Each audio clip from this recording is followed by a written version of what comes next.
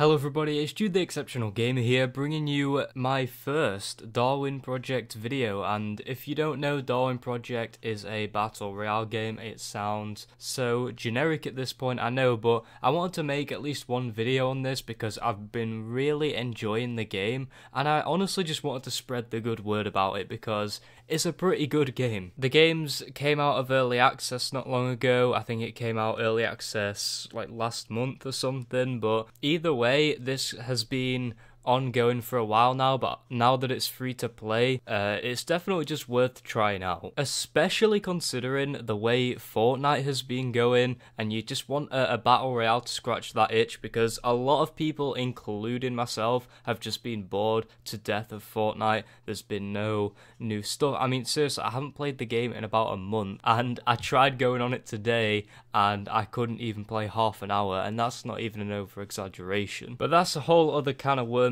Let's talk Darwin Project. One thing to note about Darwin Project is that it is only a 10-player battle royale, which honestly is a good amount considering the map size and just the way the game plays. 10 players is a good amount, and it makes fights feel very intense since you're getting closer and closer to the final few people.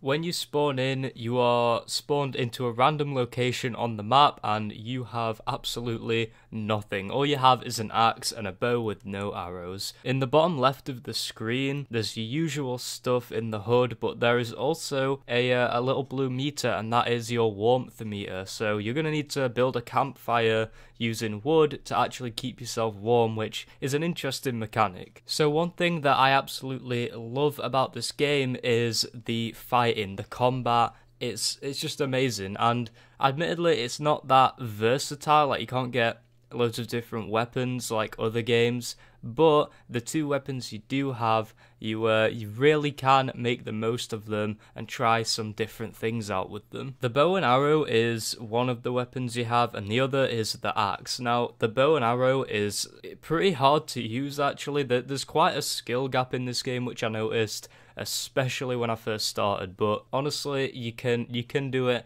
you can get past it, and honestly once you learn it all, it's really satisfying. The bow and arrow is cool though, in the sense that if an opponent shoots an arrow at you and they miss, you can go and pick up their arrow and potentially kill them with it, which is quite funny. You can hold 8 arrows and you can craft them by using wood.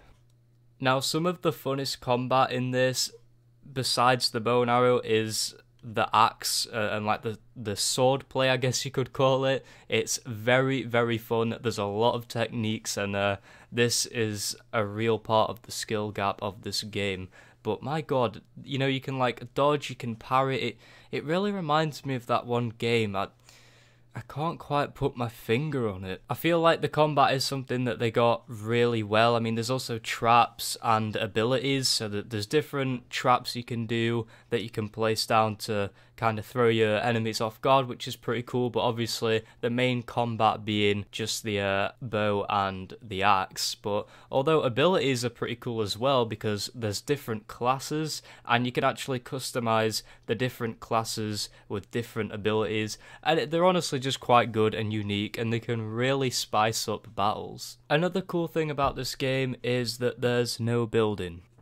Take that one how you like. Another huge thing that the game has going for it is the unique director mode role you can play in a match, and basically as the director of a match you can choose what zones to close off and whether to give a player wood or warmth or things like that, or sometimes you can even drop nukes on certain areas as well, and it's all pretty fun. And the best part about it is you get to talk to all the players, and it makes for some really interesting matches and really does help break the tension when you meet some really cool people. And a lot of directors can be really goddamn entertaining, which definitely helps you have a laugh whilst you're playing the game. You can also hear your opponent's in-game voice chat, like it's proximity chat, so if they're near you, you'll be able to hear them and vice versa. And that also makes for some laughs because you can also hear them talking after you've killed them, which has some very, very funny reactions, and they can also talk to you whilst they're fighting you, which once again is just really amusing. I see you. I will find you, then I will kill you. Now I kill you. Ooh, nice one. No! Nine players Back my remaining. life. Let me go! Mamma mia!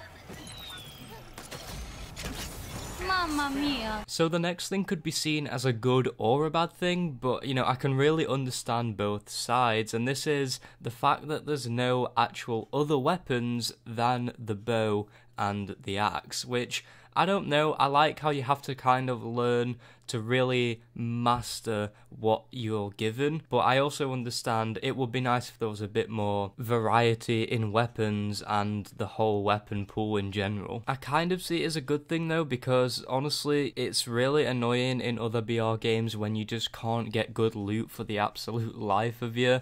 It's nice to know that in Darwin Project you actually have two very reliable weapons, and the weapons don't exactly feel overpowered, you just gotta make sure you're utilising them right. Admittedly, the game could definitely have a lot more to it, but this has only just came out of early access, so there's a roadmap ahead and there's things planned, so it's all gonna work out by the looks of it, and hopefully the game continues to keep up the same amazingness that it has now. I also really recommend you go and play it. It's free. It does an awful lot right about battle royales that a lot of these other battle royale clones just don't get. And in conclusion, I'm just really enjoying my time with this game, and it's really refreshing and just a really good time. Sure, there is stuff that needs to be added into the game, but that is coming very soon, especially with the roadmap that we have. But I just feel like the game does so much more right, and it really does outweigh the little flaws that it has. But anyways guys, I'm going to leave this mini review here today. I don't really know what kind of video this was. I just wanted to